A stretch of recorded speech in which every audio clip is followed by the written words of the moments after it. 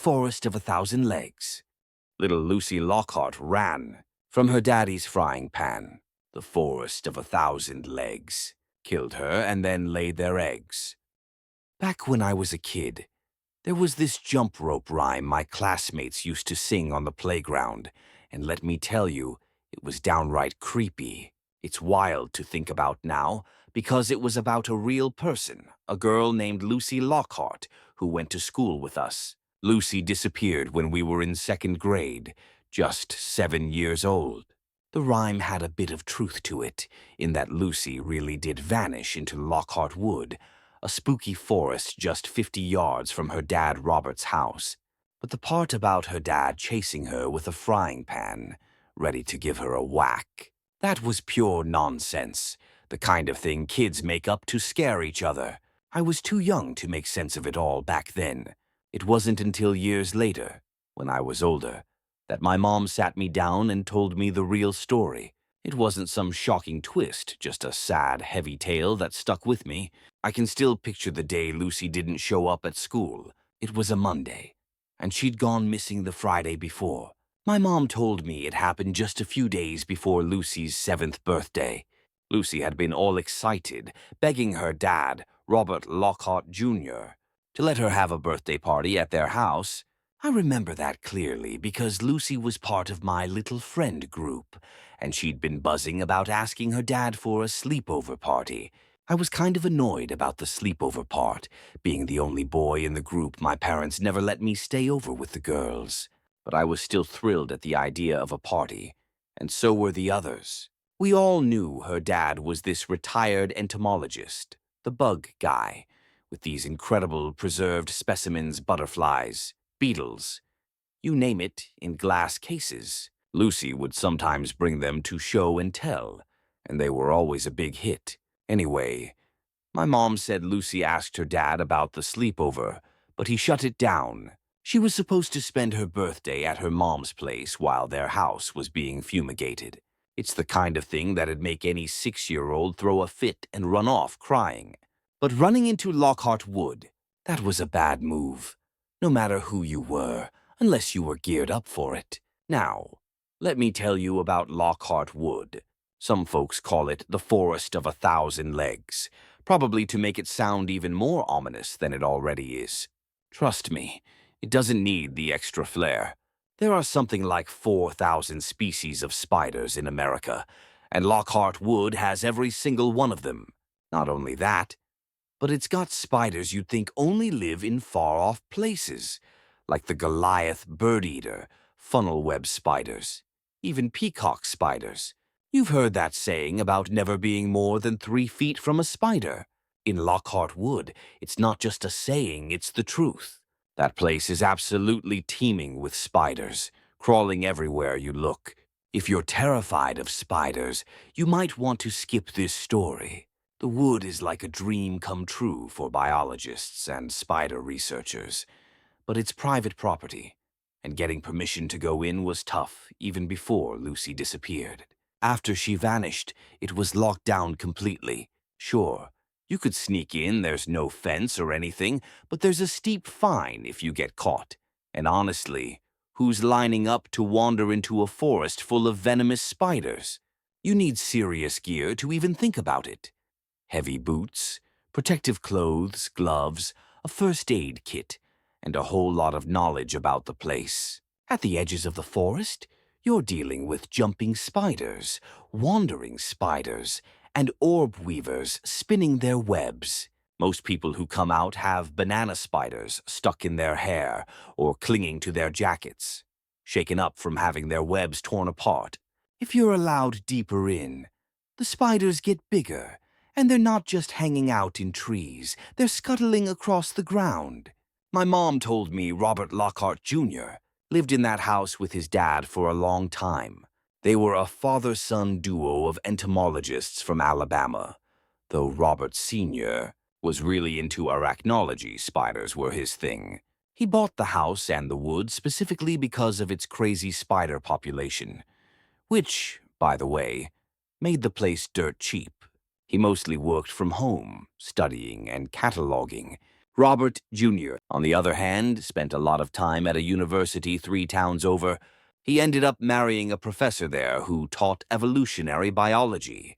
And the three of them, Robert Sr., Robert Jr., and his wife lived in the house until Robert Sr. passed away suddenly during a study on tarantula hawks. Lucy came along a year later, and Robert Jr. retired from teaching to be a stay-at-home dad while Lucy's mom kept working at the university. He still did his own work, collecting and preserving specimens, mostly butterflies and moths, and publishing papers in entomology journals. Every now and then, he'd lead guided tours through parts of Lockhart Wood, but those were rare and expensive. My mom only got close to Robert Jr. because Lucy and I were buddies. She said he didn't talk much about the forest, and she got the feeling he was actually scared of it. When he and his wife got divorced, my mom wondered if the forest was part of what drove them apart, though she never pried. She and Robert Jr. only spent time together because Lucy and I were always hanging out. I used to daydream about them getting married so Lucy and I could be brother and sister. Robert Jr. wasn't a fan of the forest he owned, and he was strict about making sure anyone who went in was dressed head to toe in protective gear. That's one reason my mom never bought the idea that he hurt Lucy when he became the prime suspect in her disappearance. When Lucy took off into the wood that evening, my mom said Robert Jr. didn't even think twice. He ran after her in nothing but socks, sweatpants, and a t-shirt. He must have been bitten a dozen times the second he stepped into those trees. He was in there for 4 hours.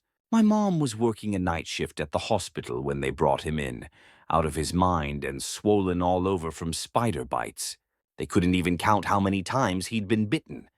And to this day, my mom has no idea how he pulled through. He needed anti-venom that no hospital in the U.S. had in stock. When he finally dragged himself back to the house after searching for Lucy, he could only do so much to treat himself. Maybe it was sheer luck, or maybe he'd built up some resistance over the years. Either way, he survived, but he lost both legs below the knee. From what my mom pieced together in the weeks after Lucy went missing, the investigation was a total mess. Search teams went into the forest, but they couldn't cover the whole thing. It's just too vast and dangerous. 2 officers from the first search team got bitten by what they think was a Sydney funnel web spider, something you'd only find in Australia. Both of them died. We don't keep that kind of anti-venom on hand here. The search in the forest lasted maybe a week before they started looking elsewhere. My mom says they either couldn't or wouldn't search the entire wood. Some of the officers who went in quit the force and left town afterward. The ones who stayed don't go out much anymore. My mom doesn't want to know what they saw in there. And frankly, neither do I. Lucy was never found. It didn't take long for people to start pointing fingers at her dad, even before he was out of the hospital. My mom said they handcuffed him to his hospital bed at one point, even though he'd just lost both legs. For a while, he wasn't all there, crying for hours about how that forest's got her, and those spiders took my baby girl. But there was no evidence to charge him with anything, no proof of kidnapping or murder. My mom and the parents of Lucy's other friends, including mine, were called as witnesses during the investigation. They all said the same thing: they'd never seen any sign that Robert Jr. was abusive or that he'd ever hurt Lucy. I didn't know any of this back then. My mom did a good job keeping the grim details from me, like any parent would. But some of the other kids at school must have overheard their parents talking, because that's how the jump rope rhyme started. Hearing them chanted during recess used to make my stomach churn. I was just a kid, and I missed Lucy so much it hurt. It's been 11 years since Lucy disappeared. It doesn't tear me up like it used to. It's more of a quiet, lingering sadness, a mystery I still think about now and then. The group of friends Lucy and I were part of stayed close through middle school, but we started to drift apart after that. Still, none of us ever forgot her. I graduated high school not too long ago, and our old crew got together at a diner to celebrate and marvel at how we'd finally made it. At one point, I was pushing my omelet around my plate, lost in thought, and I said, "It's been so long, but I still wish Lucy could have been here, graduating with us. You know." Stella, one of our friends, leaned her shoulder against mine, our graduation caps knocking together, and gave me a soft smile. "Me too, buddy, but I bet she'd be proud of us for making it." We moved on to other topics, but that moment stuck with me, heavy and bittersweet.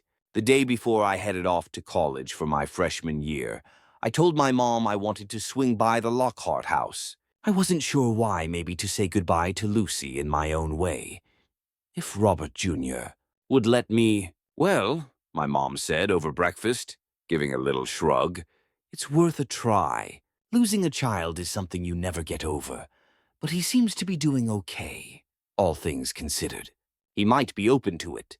So that afternoon, I drove across town toward the dark, looming forest that stretched across the horizon like a wall of shadows.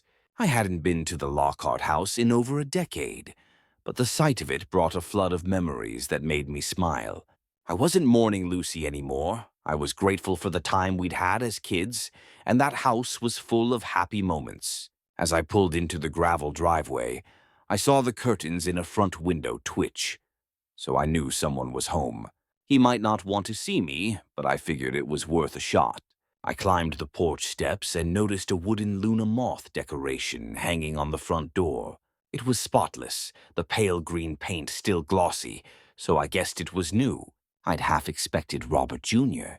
to be too broken after losing Lucy to care about things like decorating, but it had been over 10 years, and people can heal.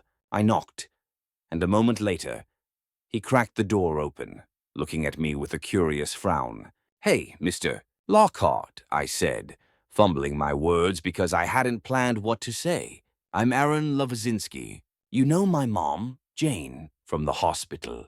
He eased the door open a bit more, his face softening as he recognized the name. "Jane's boy, yeah. You were one of Lucy's little friends, weren't you? Come on in, wipe your feet." "I'm surprised you remember we were friends," I said, stepping inside and wiping my shoes on a doormat shaped like a monarch butterfly. "I remember all you kids," he said with a wave of his hand, leading me inside. His prosthetic legs clicked on the linoleum floor. "Lucy, you, Stella, and those two girls named Hannah. Right, you were the one who used to cry because you couldn't stay for sleepovers." "That was me," I admitted, feeling my cheeks heat up. "You gay, son?" he asked out of nowhere, tossing the question over his shoulder as we walked. There was no edge to his voice, so I answered honestly, saying yes. He grunted. "Knew you'd be fine to sleep over with the girls. Could have spared you all that whining and crying." We passed walls lined with framed insect specimens, butterflies, beetles, and more as we headed to the living room. It was a big, cluttered space, packed with bookshelves and workbenches covered in papers and tools. Terrariums of all sizes lined the walls like trophies, with a gap where the room opened into a kitchen. A bright desk lamp lit up the whole place, its light bouncing off a magnifying visor headset and a laptop screen. It looked like he'd been in the middle of dissecting a big beetle when I knocked. It was comforting to see that losing Lucy to the forest hadn't killed his love for bugs. "So, what brings you here, kid?" he asked, heading to the kitchen to grab something from the fridge. "Well, we graduated in May, and I'm leaving for college tomorrow," I explained, shifting on my feet. "I still think about Lucy a lot, so I was wondering if you've kept any of her things that I could look at. You know, to remember her by." "If that's okay with you, sir." He came back with 2 beers, shrugging. "A little girl doesn't have much to her name except Hello Kitty bedsheets and Beanie Babies." "Oh man, Beanie Babies," I said, a grin spreading across my face at the memory. "Those were my go-to gifts. I gave her a ton of mine." "What? You want them back or something?" he said, chuckling at my startled look as he handed me a beer. "I'm messing with you, kid. Her room's down this way." He led me down a hallway I knew well from childhood, where Lucy, our friends, and I used to tear around, sometimes knocking those framed specimens off the walls in our wild games. We reached Lucy's bedroom at the end of the hall, and it was like stepping into a time capsule. The walls were still pale pink, decorated with pastel cross-stitch art made by Lucy's late grandmother. The canopy bed was neatly made, the Hello Kitty bedding crisp and unfaded after years of no one touching it. Shelves were packed with stuffed animals, including a whole army of Beanie Babies I'd given her, taking up their own shelf. And then, against the wall, there was a long terrarium with a huge black spider sitting still under a black light. I knew that spider. No way. That's not. Robert Jr. flipped on the room's lights, which turned off the black light. The spider twitched its long, slender legs and slipped into a hide. He grunted. That's her. Lady Legs was a huntsman spider Robert Lockhart Sr. had found in Lockhart Wood and kept for 10 years before Lucy was even born. The Lockhart house had plenty of live specimens over the years, but Lady Legs was special. Lucy treated her like a pet. Robert Jr. had once told us some tarantulas can live up to 25 years. But Lady Legs wasn't a tarantula. If this was really her, she'd be over 30 years old. Do huntsman spiders live that long? I asked, my voice full of wonder as I stepped closer to the terrarium, feeling a spark of curiosity I hadn't felt in ages. Robert Jr. leaned against the doorway, arms crossed, his face twisting with distaste as he looked at Lady Legs. Not that we know of, except for that one. She's bigger than I remember, I said, my breath fogging up the glass as I tried to peek into the hide, but I couldn't see her. Far as I can tell, her size depends on the tank, he said. She won't get any bigger in there. I caught a glimpse of one of Lady's legs moving in the hide, then turned to look out Lucy's window. It faced the deep, shadowy mass of Lockhart Wood, gray-green and endless. I stood there, running my fingers through the condensation on my beer bottle, lost in thought. Lady came from the forest, didn't she? How big do they get out there? Robert Jr. didn't say anything. I glanced over and saw him downing his beer in one long gulp, finishing with an angry hiss. Finally, he said, way too big. Anyway, take your time in here. Look at whatever you want. I'll be down the hall. Okay, thanks, I said. As he started to leave, I held out the beer awkwardly. Oh, I'm not 21. Ain't nobody gonna tell, he said, and walked off. I must have spent an hour in that room, wandering around, soaking in the memories. I picked up a spider Beanie Baby from the shelf and held it as I looked around. On the dresser, I studied the framed photos, mostly of Lucy with her parents, some of her from toddlerhood to age 7, holding the massive lady legs in her tiny hands. There were a few group shots with me and our friends at birthday parties, our faces messy with cake and icing. I found an old first-grade binder from the class Lucy and I shared, where we'd write journal entries and draw pictures based on the teacher's daily prompts. Lucy's entries were all about Hello Kitty, play dates with me and our friends, and bugs. Some of them made me laugh out loud, like her wildly misspelled attempts at centaur in entries about her, and Lady Legs as spider lady centaurs, galloping through imaginary worlds. After a while, I found myself standing at Lucy's window, staring out at Lockhart Wood as I sipped my beer. I'm not much of a drinker, so I was definitely feeling it. The Forest of 1,000 Legs had never looked so eerie. The late afternoon sun didn't reach into the dark woods, but it caught on countless spider webs strung along the tree line, making the forest beyond seem like a black void. It was creepy, but there was something almost hypnotic about it, like a predator luring you in the way it had taken Lucy. Something moved outside the window. I looked over and saw Robert Jr. standing under the carport, facing the forest, chugging another beer with a backpack slung over his shoulder. He'd changed out of the flannel shirt and shorts he'd been wearing when I arrived. Now he was in a heavy jacket, a hat, and different prosthetics with shoes, like he was gearing up to head into the forest. I left Lucy's room, crossed the house, and stepped out through the kitchen screen door, the wood clattering behind me. "You're going in," I said, my voice full of disbelief.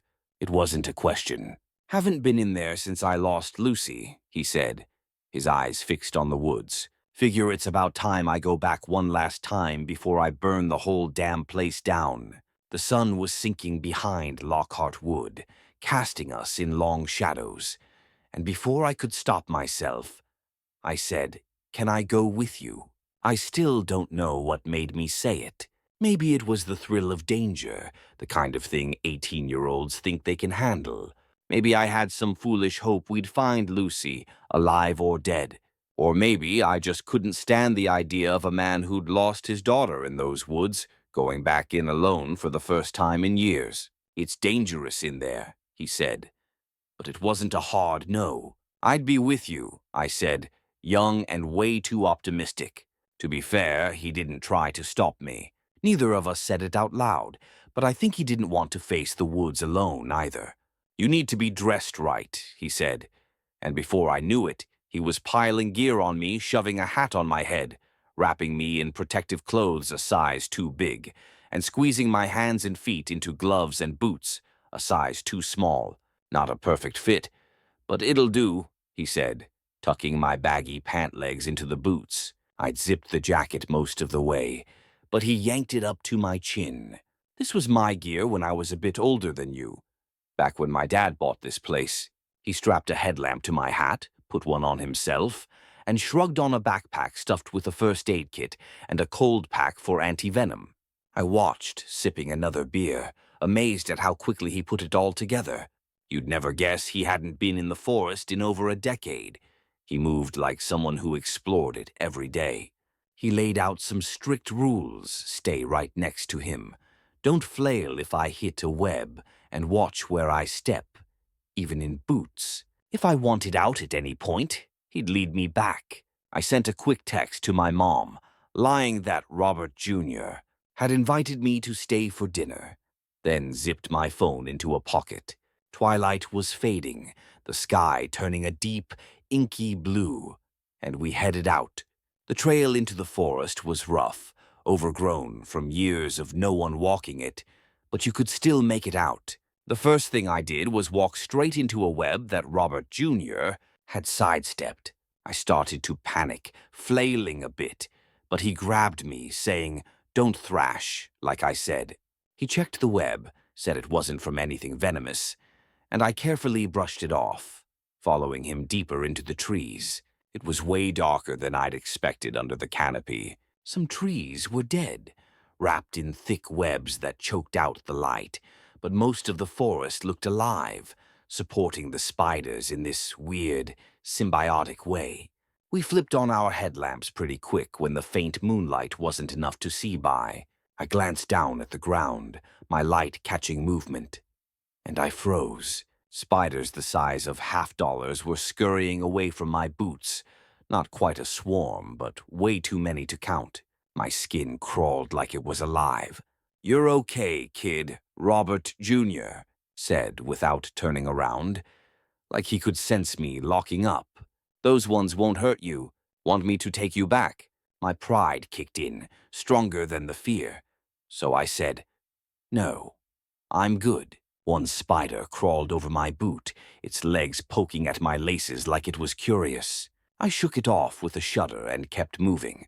I'm not super scared of spiders, but it was impossible not to imagine hundreds of them slipping into my clothes, crawling down my collar, or weaving into my hair. The small spiders started to thin out as we hit a fork in the trail, and Robert Jr. dropped to a crouch, yanking me down with him. "Look at this," he whispered, his headlamp locked on a spider 2 feet away. "This one's trouble." The spider was as big as my hand, standing there with 2 pairs of thick, hairy legs raised, showing off bright red jaws that pulsed like they were angry. It swayed, inching closer, those jaws throbbing in a way that made my stomach twist. I whispered, eyes wide, "What is it?" The spider lunged at the sound of my voice, its fangs gleaming with wetness. Brazilian wandering spider. Robert Jr. said softly. Looks like P. Fera, but it's hard to tell without getting closer. Only found in South America except here. You know? He unzipped a pocket, pulling out a thicker pair of gloves to layer over the ones he had on.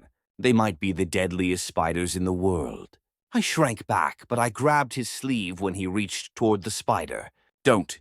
It struck his fingers with a sharp snap, hitting twice so fast it was a blur.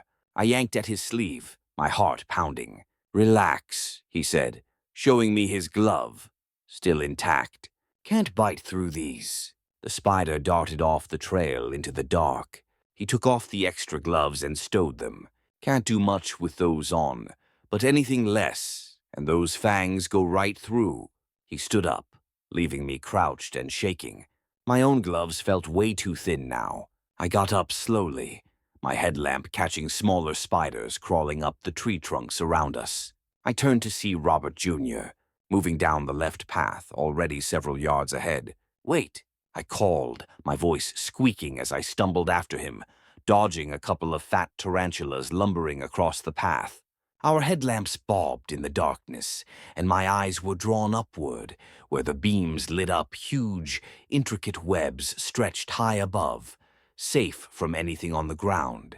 They shimmered like gold in the light, trembling faintly in some invisible breeze. Those webs are better up there, I said with a shaky laugh, trying to calm my nerves after the wandering spider. At least we won't walk into them down here. Robert Jr. barely grunted, his eyes fixed on the twisting path ahead. Every now and then, he'd stop so suddenly I'd bump into him, and he'd stare up at the webs, which were getting thicker, choking out entire sections of leaves that had died under their weight. I could see clusters of spiders crawling all over them, while bigger shapes moved on the other side, hidden by the dense silk. My sense of scale was all messed up in this place, what with the distance to the webs and the different sizes of spiders I was seeing. Everything looked enormous from where I stood. Communal webs, Robert Jr. said, pointing at the massive silk net. Most spiders are loners, but some are social. Different kinds work together, raising their babies, sharing food. They must catch a ton of prey, I said, my headlamp sweeping over the huge web.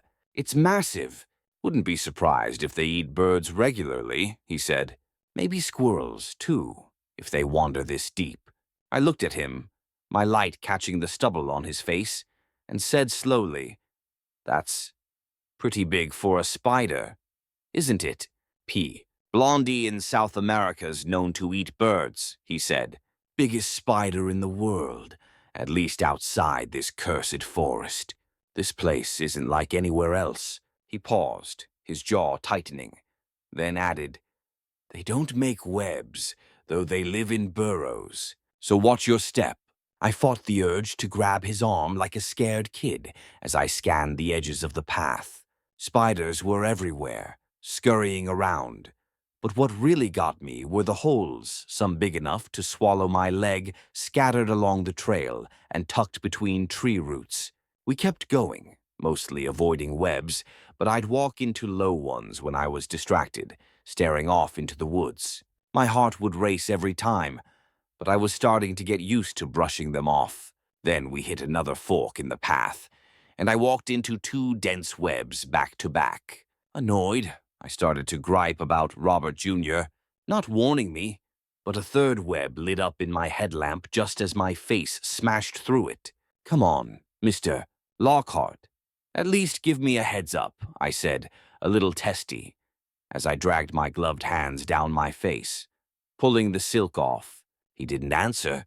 I looked up, over his shoulder, and saw why. The trail ahead was completely choked with webs, like a glistening fog stretching out into the darkness. Shapes moved inside, not the swarms of smaller spiders we'd seen before, but big, singular forms, their sharp angles tugging at the silk. I couldn't quite wrap my head around what I was seeing. Something crunched under my boot. I looked down and saw brittle, stringy animal bones tangled with the empty husk of a huge tarantula, locked together in death. Had they fought and died like that? Jesus, I said, my voice loud in the quiet, just as Robert Jr. whispered, Jesus. He wasn't looking down, he was staring straight up. I followed his gaze and froze. Our headlamps lit up webs that swallowed the understory, revealing spiders the size of fish bowls, their fat abdomens gleaming, their legs thick as pool cues. Their eyes glinted back at us, and their heavy movements made wet, clicking sounds that turned my stomach. But that wasn't what Robert Jr. was fixed on. A creature was descending from the web on a thick thread. At first, I thought it was a spider carrying a squirrel or a rat, but then I remembered spiders don't eat like that, not even tarantulas. The rodent looked like it was cut in half, its back legs gone, with ugly gray skin showing around its middle, like it had some disease. Its back half was a swollen spider's abdomen, like some twisted centaur from a nightmare. Its spinnerets kept pumping out silk, its back legs working delicately, and the rodent's head twitched, its front paws reaching out. It was a squirrel, but with too many black eyes scattered across its head, blinking down at us. Its long yellow teeth gleamed as its mouth hung open, slack and wrong. I grabbed Robert Jr.'s sleeve, pulling at it weakly, my body moving on its own. He muttered, "What the hell is that?" Something else caught my eye, dragging my attention away from the thing above us. At the edge of the trail, I thought the ground dipped into a slope, but it was a massive burrow. A face emerged from it, ghostly pale against the darkness, floating closer. It was a human face, but with too many black eyes clustered across the bridge of its nose, glittering and blinking slowly. Long, tangled hair hung down as a woman's torso rose from the hole, followed by a spider's abdomen the size of a car fused at her waist. Her 8 thick, hairy legs crunched through the leaf litter, thumping with their weight. We stumbled backward, hitting more webs in the underbrush. Her legs were striped with white at the joints, and I thought of Lady Legs back at the house and what Robert Jr. had said about her kind in The Wild Way Too Big. His mind was in the same place, because as he gripped my arm, he whispered, "Lucy." I looked at the creature's face, at the extra eyes surrounding the ones I knew, and as she tilted her head, I saw her Lucy. Her mouth dropped open, dripping something too thick to be spit, and her thin arms jerked once before lifting. She reached for the squirrel spider hanging between us, and it squealed, its legs thrashing wildly. Lucy brought it to her mouth, and I lost it. I ran. I tore through web after web, blind with panic, back the way we came. Robert Jr. shouted my name, his voice closer than I expected, and then he crashed into me from behind. I hit the ground hard, face first, pain exploding as my nose broke and blood poured out. Spiders scattered inches from my eyes before he yanked me up, swiping them off my face and jacket. "Don't you run off in here," he hissed, shaking me so hard my teeth rattled. "Something else'll kill you before." The creature loomed behind him, creeping down the trail. I tried to scream, but he slapped his hand over my mouth, spinning to face her. He forced us into a half-crouch, his weight keeping me from bolting again, and I stared, barely breathing through my bloody nose, as Lucy came closer. "It's okay," he said, but he wasn't talking to me. His body was shaking against mine. "It's okay, Lucy, you're okay." She moved toward us, her spider body precise and deliberate, her human torso limp and feeble. Her face looked alert, even with those bleary extra eyes that seemed infected, but her arms hung uselessly. Her posture slumped. Venom, blood, and saliva dripped from her chin, all that was left of the squirrel spider. I could hear her breathing, see her pale throat pulse as she swallowed. "That's my good girl, baby," Robert Jr. said, his voice low and steady, even though he was trembling like a leaf. "Daddy didn't know you were living here. Lucy, You did such a good job all by yourself, didn't you? Daddy's so proud of you. He was inching us backward as he spoke, trying to put distance between us and her. The spider shifted, almost stepping toward us, but not quite.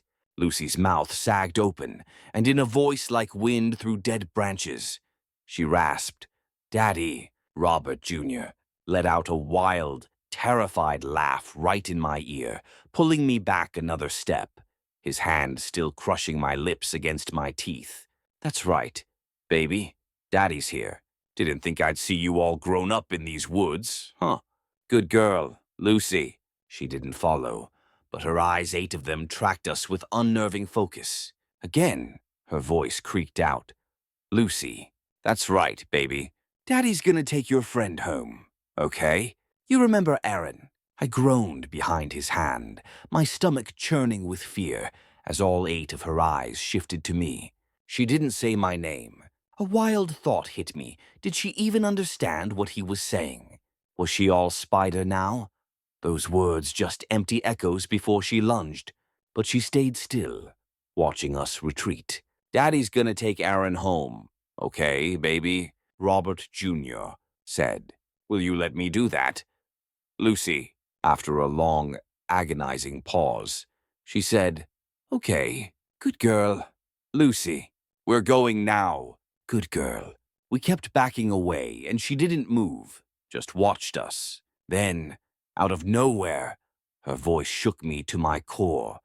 "Come, see me." Robert Jr. made a strangled sound, half sob, half laugh. "Yeah, baby, I'll come see you. I'll come back. Just let me take Aaron home, and Daddy'll see you again, baby girl." Okay, we were several yards away now, close to the bend and the fork in the trail. Robert Jr. finally lowered his hand from my mouth, and I sucked in a shaky, desperate breath. "I can't get us out walking backward," he said, his voice low. "You need to watch behind us. Hang on to me, and I'll lead you out. Tell me if she follows. Can you do that, kid?" I nodded, my eyes glued to Lucy's distant figure, too scared to look away. "Yes, sir." "Okay, careful now." He grabbed my wrist, his grip like iron, and pulled me around the bend. I struggled to walk backward, my legs wobbly, my pulse pounding in my ears. Lucy didn't follow, and I lost sight of her as we moved. Robert Jr. led us back through the forest, dodging every web this time. I don't know how long it took to get out. It felt like forever, like days trapped in that nightmare. But finally, we broke through the tree line, and the moonlight hit us like a spotlight. I brushed off jumping spiders and orb weavers from my hat and jacket, my hands moving on autopilot, like I was separate from my own body. Robert Jr. let out a weak, shaky chuckle. I turned to stare at Lockhart Wood, then bent over and threw up on the grass, my stomach heaving. A few yards away, Robert Jr. did the same, coughing and laughing harder when he was done. "Hell," he gasped, his hands pressed to his face. I watched him stumble and collapse onto the grass, giggling like he'd lost it. I sat down next to him, staring at the forest, spitting out the last of the bile in my mouth. I fumbled with my headlamp, ripped it off, and tossed my hat aside. I looked at Robert Jr., his tear-streaked face, his laughter somewhere between joy and madness, and felt a flicker of worry. "Can't tell if that's good laughter or bad," I said, my voice weak. "Lord, kid." "Neither can I," he said, gasping, maybe hyperventilating, as he checked his pulse with 2 fingers on his neck. "What are you gonna do now?" I asked, barely able to form the words. "Hell if I know," he said, groaning as he scrubbed his hands over his face. "Probably visit my daughter every now and then. Damn it." My head was swimming. I flopped back onto the grass, staring up at the night sky. The stars looked like tiny white spiderlings, twinkling in the dark. Out of nowhere, I thought of my mom, and for some reason, I said, "Hey, you should call my mom sometime. She's not seeing anybody." I don't remember getting home that night. I don't remember settling into college the next day, but I've been thinking a lot about changing my major to biology. I want to see Lucy again, and I'm starting to think arachnology might be the way to do it.